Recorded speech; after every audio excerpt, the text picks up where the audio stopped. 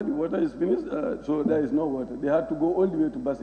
Before they come back, the whole place was burnt down. But if the Bajakunda 1 is operating, I believe it will help the situation.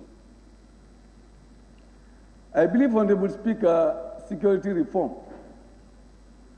will not be adequately done unless ordinary citizens feel protected and their properties are protected. And if we don't feel secure, then we know that the security reform that we are talking about has not been adequately done. Because security is not just about securing leaders, but securing the ordinary person and his or her property. Honorable Speaker, we are talking about the intrusion of security forces from Senegal into our territory, but it's not only in Fonyi. In my own constituency, we experienced twice. The first time we thought that it was an accident, that they misplaced the border. Maybe they don't know about the border, that's why they entered. But the second time, they actually entered with their weapons and they were buying things from our shops. But people were frightened. So let me put that to the attention of the defense and security so that they know that patrolling our borders, those porous borders, sometimes helps. Because many times, criminals will come in. I think you are aware that the night before the elections, the presidential elections, bandits came into Saragubu and attacked a family and killed a family head in his own house and went back. There was no presence of Gambian security in that area. And when I intervened to ensure that security at least do some patrol in that area, I could not succeed because there was no vehicle with the security forces that were placed for election duties at Yorobawal, and there was no vehicle at Basse, the military camp as well. So we should be thinking about that. Honorable Speaker, into agriculture, I would want the Minister of Agriculture to actually provide an update to us relating to the Roots project as well as the Nema Choso garden projects. Because we allocated funds for them. But in our area, I've not seen any action taken since the budget was approved. Agriculture, especially Nema Choso, is very dear to our people because it is meant to transform agriculture, to lessen our dependence on rain-fed agriculture. That was the idea of the project. But if the fences are done and other things are built there, but there is no water, and we provided water, the funds for water in the last budget, but I've not seen much action taking place. Even the FAO officials have come. There was a lot of media coverage for them, but they found some of those gardens in those conditions. So the minister should update us on that. The Water Resources Honorable Speaker will thank them very well for all the effort. Many people, many members have said it. When we first came here, we were complaining of water in the rural areas. Everybody was complaining, all of us. But a lot of effort definitely have gone to ameliorating the situation. But there is still work to be done in those areas. Our people need clean drinking water, easily accessible to them. That is our goal. Honorable Speaker, for education, We thank the Ministry of Basic Education as well as MRC Holland Foundation for building a high school at Bajakunda and 2 lower basic schools, one in Bantundi, the other one in Sutukoba, that has gone very far into helping the situation in terms of classrooms in that area. But much is still left to be done. And I hope that work and those projects will continue to ensure that our young people, Honorable Speaker, do not leave willingly just to come to Serakunda or to come to Banjul or Brikama to have secondary education.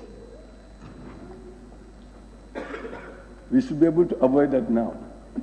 If young people leave home, their parents, when they are just 10, 14, they are disconnected from their roots, they are disconnected from their culture and their environment. And when they come to urban areas like this, they develop something else. It could be good, it could be bad. So we want to maintain our young people to be guided by their guardians. Honorable Speaker, when it comes to health, we've approved a project here. If you remember, we are talking about electrifying or solarizing the health centers and schools. But I've not seen any activity relating to that in my constituency. And that is a very important project meant to ensure that electricity is available to health centers. There are many uses for electricity. And without that, it's like we have taken the loan for just taking loan. We must monitor the projects that we've approved here. Honorable Speaker, let me thank my constituency for working side by side with me during these 5 years, supporting government in their development endeavors, and supporting their own communities in various ways to build up the development process. There are 2 main organizations in Woodley East. One is Woodley East Development Initiative, and the other one is Woodley East Development Association. We have also community-based organizations. All these organizations are doing very well. Some are building clinics, community clinics. Others are maintaining roads, repairing, rehabilitating roads. Others are repairing boreholes, wells, and even building boreholes for the community. And this has gone a long way to supporting the water resources to ameliorate the water problem in the constituency. My time is 2 minutes to go. So on that note, Honorable Speaker, I thank you very much for the time. Thank you.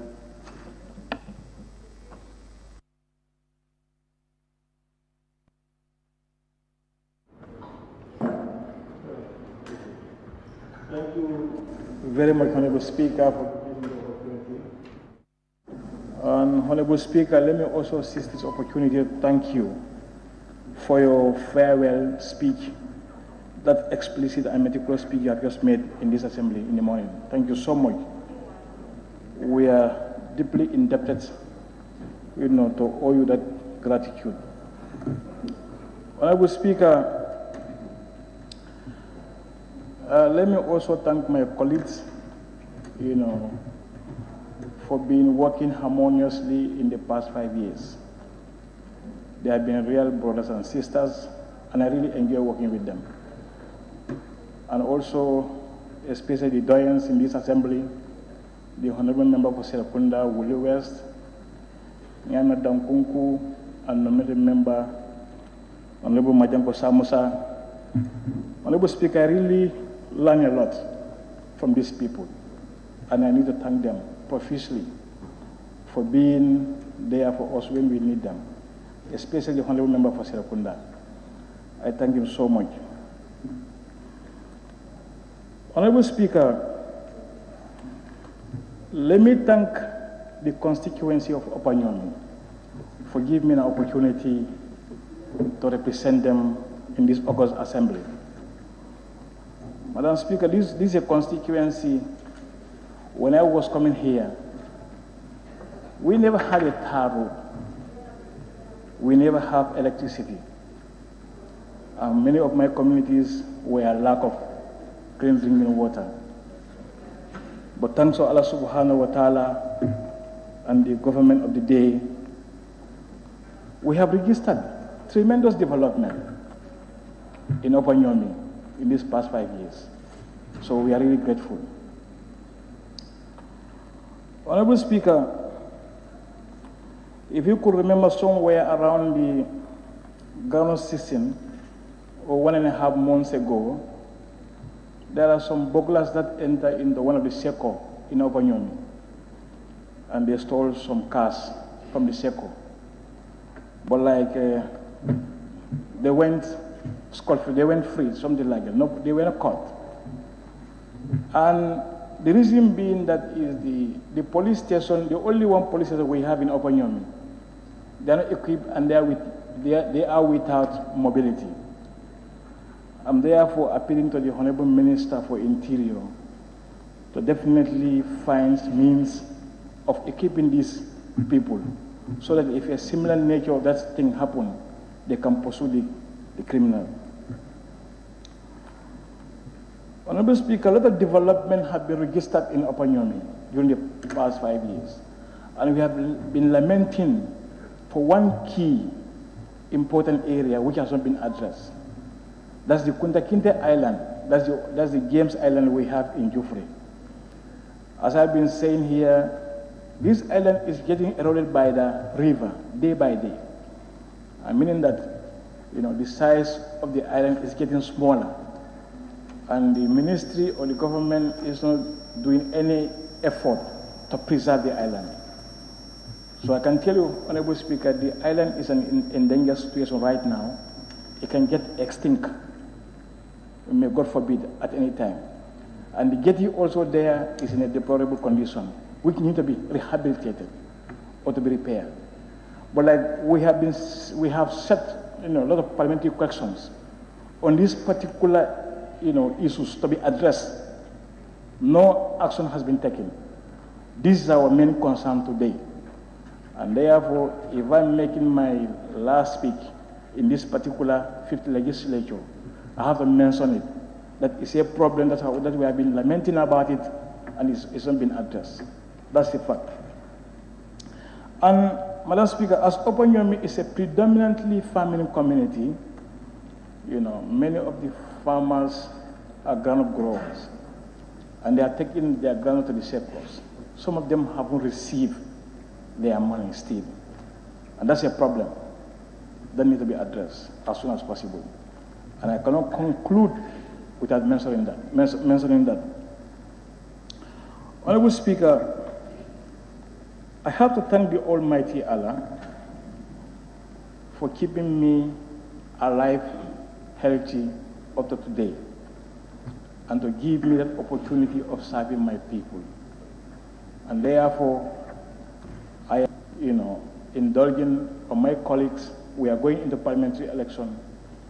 Let us all make sure that we go abide by the rules and regulations of the election in order for us to preserve the peace and tranquility we have inherited in this country, which is very important. There is no malice, and I therefore, apologize or seek forgiveness from my colleagues if I happen to offend anyone in any way for the past 5 years. Thank you so much for giving me the opportunity, Madam Speaker. Thank you.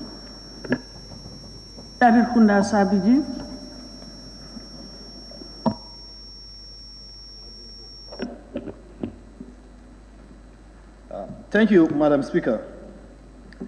Madam Speaker, let me first and foremost thank you for the leadership you have demonstrated during these past 5 years. Really, it is not easy serving us by sitting in that chair. It's not something that is very easy. When you have the like of Honorable Sekuba Jaju, Honorable Babagale Jallo, and Honorable Dabu, every now and then with a point of order, Madam Speaker, here and there. Madam Speaker, we thank you, and I can tell you that we have learned a lot under your leadership. You have contributed immensely in reshaping the democracy of this parliament. Madam Speaker, we thank you. Madam Speaker, let me also seize this opportunity to thank the member of Serekunda for his time that he has spent serving this great country of ours, that's the Gambia. Madam Speaker, please allow me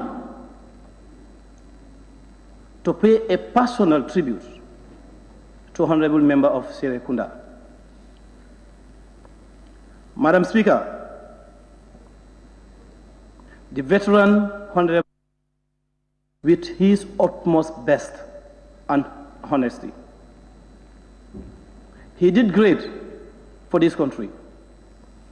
I worked together with him in these chambers and also in the same committee called PEC. But I really know the type of person he is when it comes to leadership. Honorable Speaker, as said by member of Bundung, that Honorable Member of Serekunda is retiring from the active politics, but we are still appealing to him to still continue to serve his country, and I know that he will continue to do that. And to the clerk of this National Assembly, please work in hand with Honorable Member for Serekunda. He can still contribute a lot. Work with him. He will still continue to receive the democracy, the rule of law, and the good governance of this country. Honorable Speaker, let me also seize this opportunity to thank the Minister for Lands and Regional Government for providing the people of Abuko with a cemetery. The people of Abuko have cried loud for the past 10 to 15 years about the issue of a cemetery. But thanks to him, today that issue has been resolved. Honorable Minister, thank you so much. Madam Speaker, let me also quickly talk about the crisis that we are having in Greater Banjul area. That is the low water pressure within Greater Banjul area. Madam Speaker, if you go to Latrikunda Saviji, you go to Fajikunda, Tabokoto, Piccadilly, and Abuko, there are women that only have access to water at a very late night, 2 a.m. or 3 a.m. in the morning. And this has been going on for the past 2 to 3 years. And up till now, there is no remedy to this situation. Since we are having the Vice President here, despite the fact that the Minister of Energy is not around, but the Vice President is here. And this doesn't only limit at the people of Latrikunda Sabiji. You go to Talinding, it's the same cry. Some part of Bundung, Serekunda West, Serekunda, and some part of Bakau is all the same. The low water pressure. And the people of KMC cannot live without water. It is a high time for government to come with a plan B. If the one we have in place right now, if that is not working, they have to come with a plan B to solve the water crisis that we are experiencing in KMC. Madam Speaker, you go to KMC, you talk to some people who will tell you that it's been days, we do not even have a drop of water from our taps. So the Vice President is here. The people of KMC not only Latrikunda Sabiji, but the people of KMC is calling upon the government to do something about this in as soon as possible, because we cannot live without water. Madam Speaker, from there also, let me quickly talk about the price of the basic commodities in our market. Madam Speaker, what doubts me most is that you go to the market today, you buy something at the cost of $10 from the same product. Go there the next day, they will charge you $12 or $13. A surplus of $3 is on top of the goods that they are selling. It is not a new product that they have, but the old one that they have, and yet still,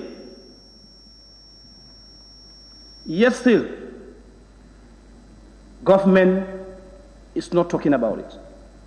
Madam Speaker, what we are experiencing in our market, look, yes, we have a system that we cannot impose a price on people to sell their products. But if that system is not working, what did we do? We have to change the system that we have in place. It cannot be like business as usual. The Ramadan is just fast approaching. It is really not fair. You cannot just go to a market today, buy a bottle of water, $10, tomorrow you go, the same water from the same shop is telling you that this bottle of water is $13. For what? We all understand the issues that we are facing. You go to the international market, we know what is happening. COVID-19, the impact of COVID-19, we all know what it is doing. But also sometimes we have to blame ourselves. Just last week, we have a performance audit report from GPA, Gambia Ports Authority. And the customers are complaining that when their goods come, it will be at the port or at the sea for some days, for more than how many days, and then they end up paying demurrage. And those demurrage that they pay, they also add that one on top of the goods that they sell. And then people like me, and then the poor voters will just pay the price. I think we have to do something about that. Gambia Ports Authority need to redouble their efforts. Gambia Ports Authority definitely need to redouble their efforts. Then, and also Minister of Finance. GPA is on the Minister of Finance, and I'm happy that Minister of Finance is here. And the Minister of Trade also, they're here. So these are issues that we need to solve. These are very important issues that need to be solved as soon as possible. We cannot let it go like that. It is not something that we cannot do. Yes, we can do something about this. Gambia government can do something about this issue. You look at that performance audit report, telling you that, when our containers overstay, we pay demurrage, and this demurrage also, we will add it on top of the goods. Some of them will tell you that we even find it difficult to locate our containers. And as a result, we pay extra, and whenever we pay extra, and that extra money that we pay on top of the container, we charge it on goods. At the end of the day, the poor Gambian people suffered for that. That cannot continue. We have to change the way that we are operating in this country, Madam Speaker. From me, Honorable Sekou Marong, right down to the Speaker of the National Assembly, the Honorable Ministers, everybody, we need to redouble our efforts. These are some of the issues that we can easily solve. And there's something that we all are, let's just understand this, and let's just be honest. And during election, everybody endeavor to get to every individual in this country. It doesn't matter how far you are, a ballot box will meet you there. And I think this is how we should be thinking. If a ballot box meet me in Latrikunda Sabiji, I expect Latrikunda Sabiji to have a good water pressure. That is it. Honorable Speaker, if you go to health, let me also seize this opportunity to thank the Minister of Health. They are doing a very, very good job. We all know our healthcare sector, how it is going. Madam Speaker, if you go to Bundu Maternal, I said by Honorable Njai, member for Bundu, there was a month, Bundu Maternal registered 733 successful births. And then my surprise is, Gambians are not talking about this. Gambians, is a high time we change our attitude. We have to be honest to the system. If we are honest to the system, Madam Speaker, the outcome will be positive. But if we are negative toward the system, the outcome will be negative. Madam Speaker, also, there was a time also in Bundu Maternal, they have registered in a month 631 successful delivery. 631 successful delivery. But all what we talked about is that the maternal mortality of this country is this, is that. But nobody talks about those successful stories. Look, it's a high time we celebrate our own people. If we did not celebrate our doctors, our nurses, our teachers, nobody will celebrate them for us. And all what we are good at is just to criticize them, day in and day out. Madam Speaker, and the last thing that I wanted to talk about, we all know the crisis in Ukraine. And we have some Gambian, some international students that are from the Gambia that are there. We want to know, what is the government of the Gambia doing about them? That is important. We want government to tell, the Vice President is here, despite the fact that the Minister of Foreign Affairs is not around, but the Vice President is here. We want the ministry, we want the government to tell us the plan that they have for those people. And not only that, Madam Speaker, the plight of our Gambians that are in Germany. You know, we want the government to be clear and tell us what is happening. You cannot have the two ministers, this one is saying this and the other one is saying that. No. We cannot operate that as a country. Things have to change, Madam Speaker, for goodness and heaven's sake. You cannot have the Minister of Interior that says this and you have Minister of Foreign Affairs that says that. No. This is a one government. Every one of these ministers are working in a government. And it's only one government that we have. We don't have a two government there where this Minister of Finance is operating this way and not this other minister is operating that way. No. Madam Speaker, last but not the least, let me just make this very clear. There are a lot of issues. There's a lot of speculation going around. And there's a lot of this commission that has been set by the government. You talked about petroleum, the petroleum issue or the petroleum, yes, Gambian National Petroleum.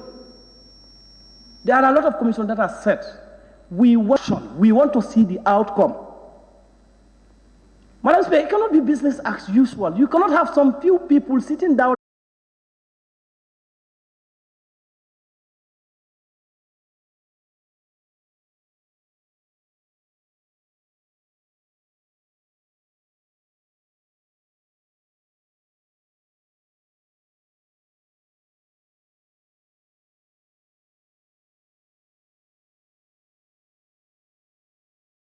Let them act.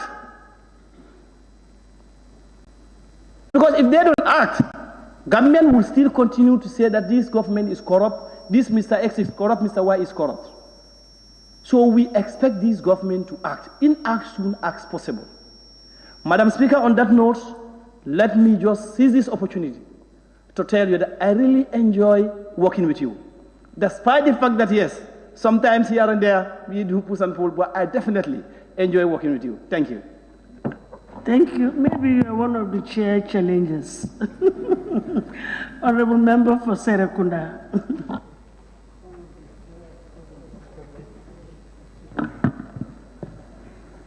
Thank you very much, Honorable Speaker.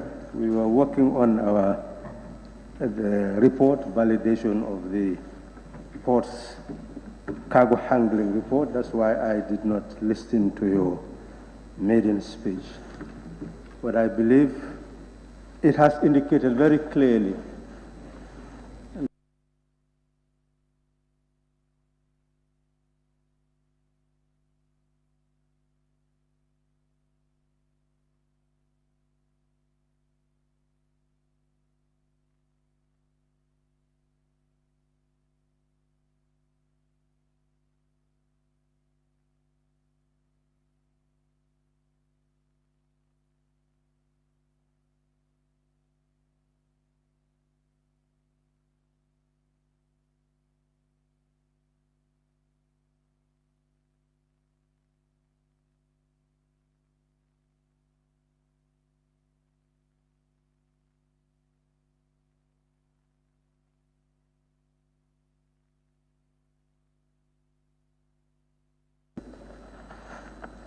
as his or her life to live, and no one will dictate how that is done.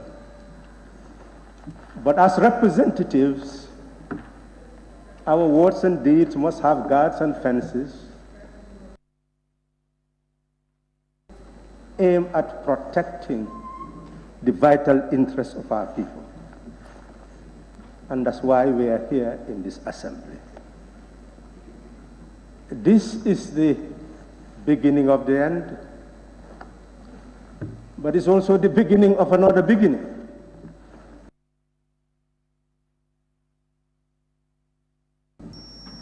Because under Section 99 of the Constitution,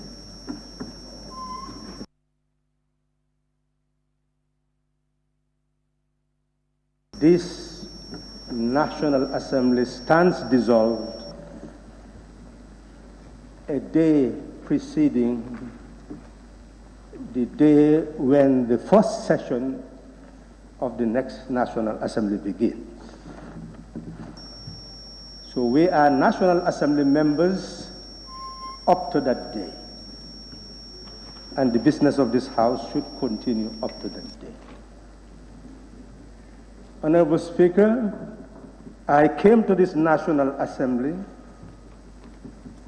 based on the aim to promote a transformative agenda,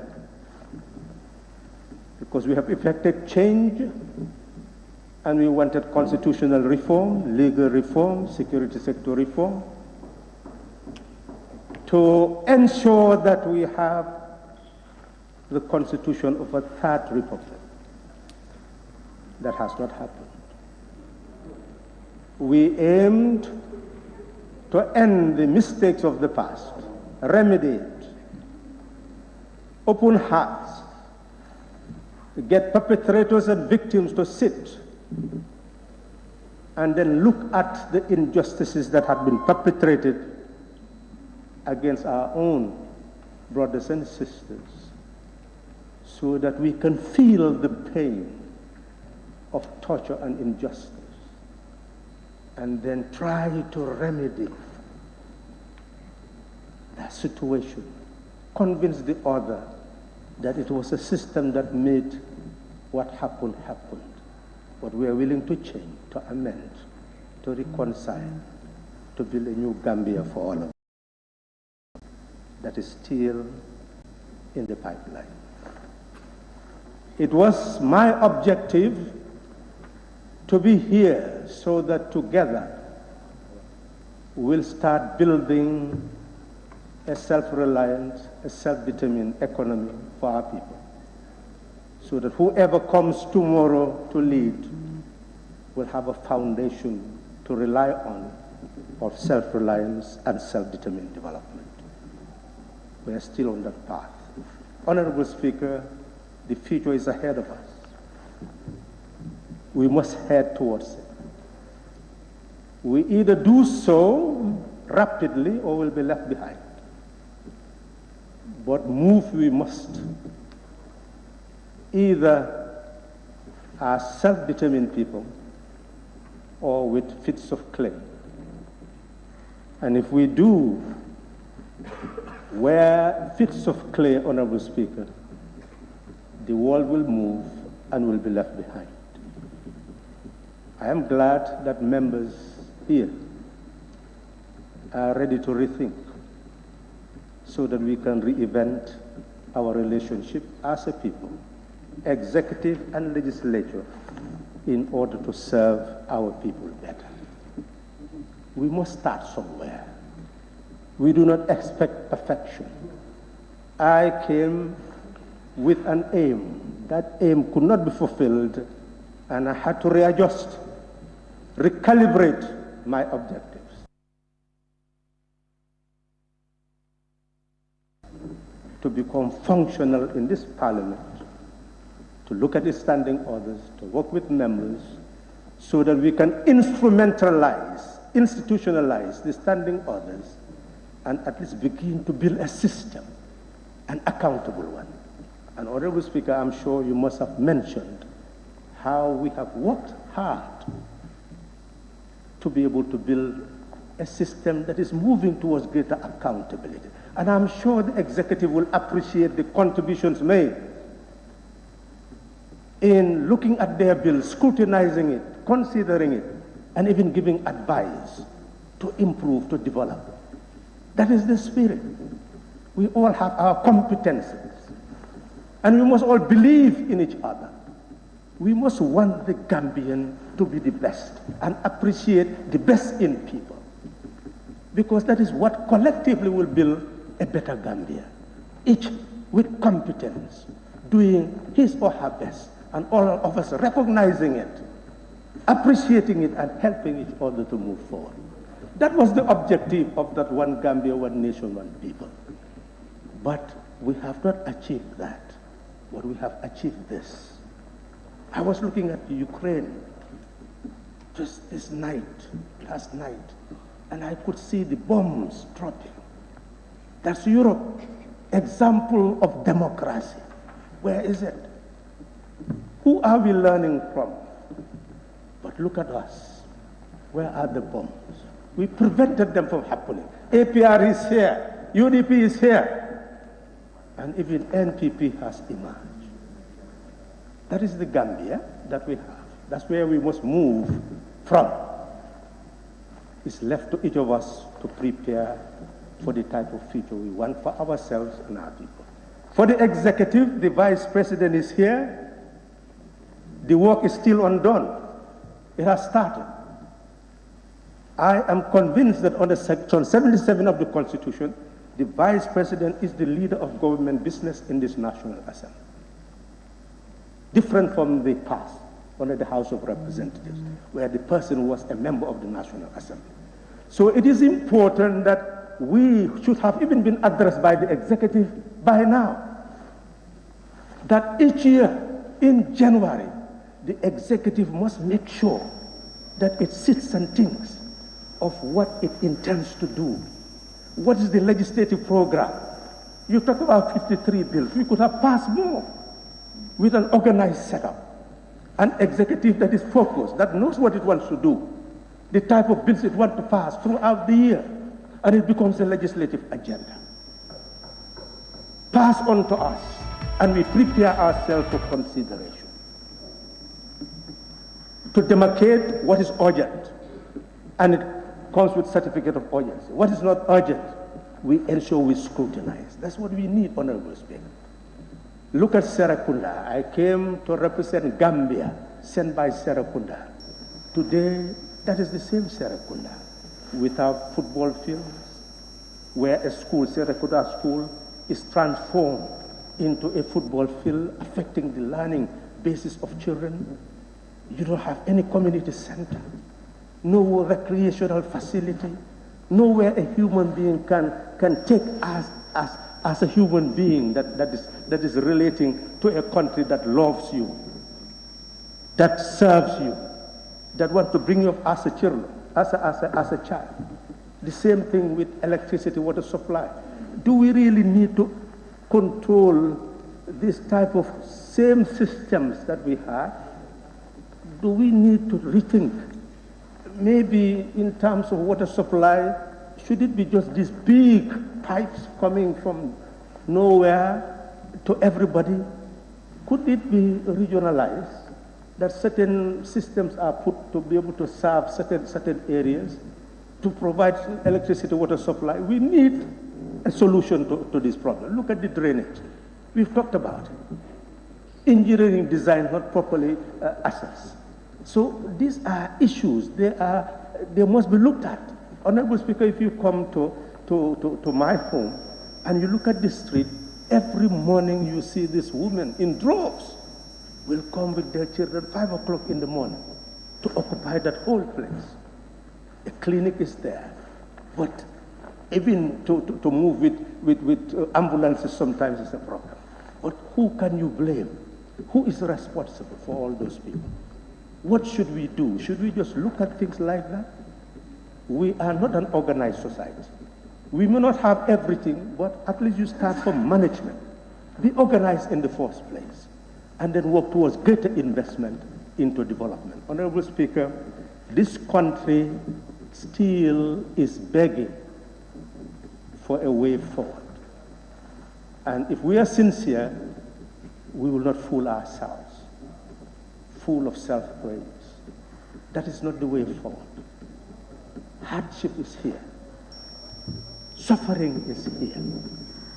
To placate it with this mighty building or an arch or a bridge and say, well, we've done well. Well, fine.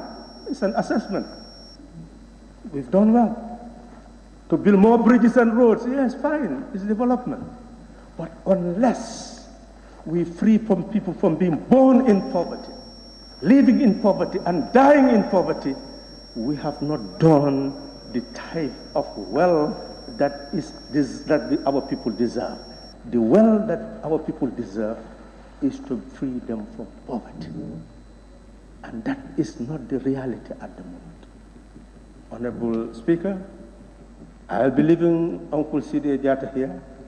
We used to have good partnership. He's very passionate and insightful. Here and there, I can be the balance. You have heard him say about language.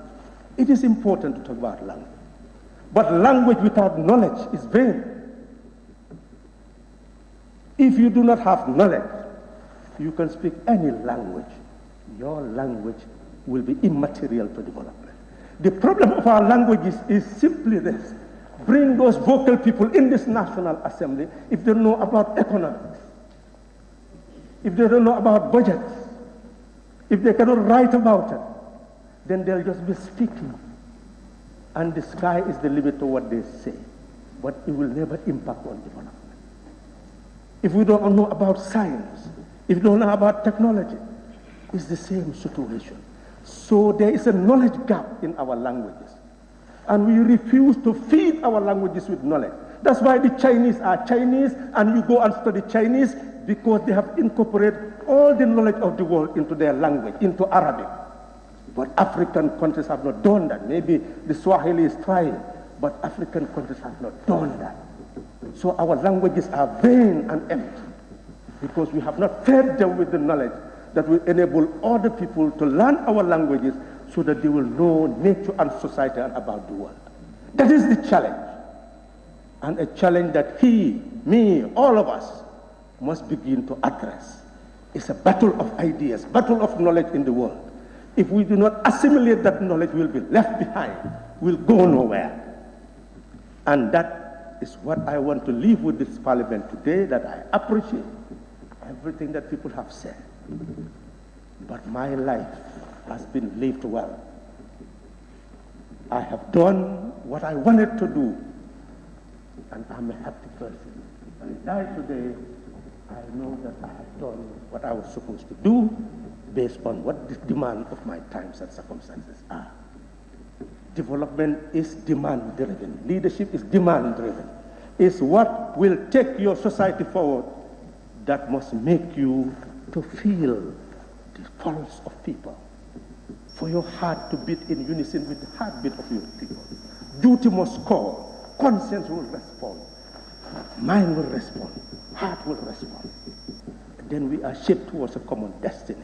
Honorable Speaker, we have started a process in this National Assembly where executive and legislature have come to see that partnership is necessary for lawmaking, for policy making, for development. We hope this will continue, that will be what we have, the foundation we have laid, will be continued by all the members who are here and all the members who are to come. I am convinced that if we continue to chart that destiny, we will not be perfect. Each of us will have certain interests, but collectively, just like our committees function, we'll be able to do certain things that people will look at and say that this is taking Gambia forward. But we must not fool ourselves, Honorable Speaker. We are yet to be there. Problems are still here. And we must not close our eyes to it. We'll fight our battles to come back into this parliament. We'll say many things. But after doing so, let's sit down again and ask ourselves, what is the use of being a representative? Is it transforming this place into a talking shop where we just talk? Or are we going to feel the suffering into work and do something?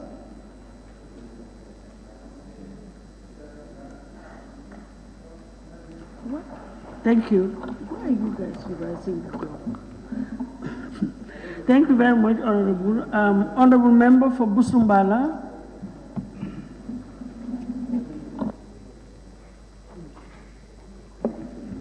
Thank you very much, Honorable Speaker, for the opportunity. I want to join my colleagues to bid the farewell to Honorable Member for Serekunda, and thank you for his service to the nation. We promise to continue on his footsteps. He is a role model. Since I was going to school, he and Honorable Member for Willie West, they were my role model when I was going to school. I followed them anywhere they are in preaching us on how the country should be governed. So I am very much opportune and thanks to Allah that I sit in the same chambers with them. Honorable Speaker, saying so, I want to first of all thank the people of Busumbala constituency for the trust that they have in me to elect me to serve them for these 5 years in the National Assembly. But also, I can't do what I have done better if I didn't have the support of the Office of the Speaker, Office of the Clerk, and all staffs of the National Assembly for the generous training that they offered and guidance when I came newly into the National Assembly, because we used to say, no matter what PhD you hold outside, when you come to the chambers, you must learn fresh, because here is an institution of difference. But alhamdulillah, I thank God, and I want to thank all of them. And I also want to sincerely thank my two parents who gave me the guidance and education to be able to be who I am today. And I'm ready to continue to serve the people of Busumbala constituency. Madam Speaker, when I was elected into the office of the MP, I was sent by the people of Busumbala to come and represent them in the affairs of the whole country. Not to see themselves alone, but let me see Gambia as a whole. But they highlighted some issues that I should specifically mention and try to advocate for them on their behalf. To represent the whole Gambia, that's why I took part in all the 53 bills that you've mentioned, Madam Speaker, in your statement in the morning. I have attended all sessions and almost all committee sessions since 2017 to date. And that was the word given to me by my people to partake in all activities of the National Assembly and contribute. And I didn't only attend, but I contribute to the best of my ability. So I believe I have done my best to that area. Madam Speaker, specifically to my constituency, when I was coming, my people told me that water and electricity is a concern, road is a concern to my constituency, health is a concern, education, security, agriculture, youth and sports are a concern to my constituency. I need to give a record, what have I achieved in that, collectively with the government, because they voted me to come and be in the National Assembly, scrutinize the government, and supported the government to the best interest of the people. Madam Speaker, I am happy to say, to be honest with you, I have raised and have partaken in agreements, loans, bills that gears towards promoting and providing water and electricity in the country. I could remember when we came, there was a loan that has came into the parliament, which I supported for the upgrading of NAWEC to be able to provide water and electricity. Thanks to Allah, NAWEC has done some work in my constituency.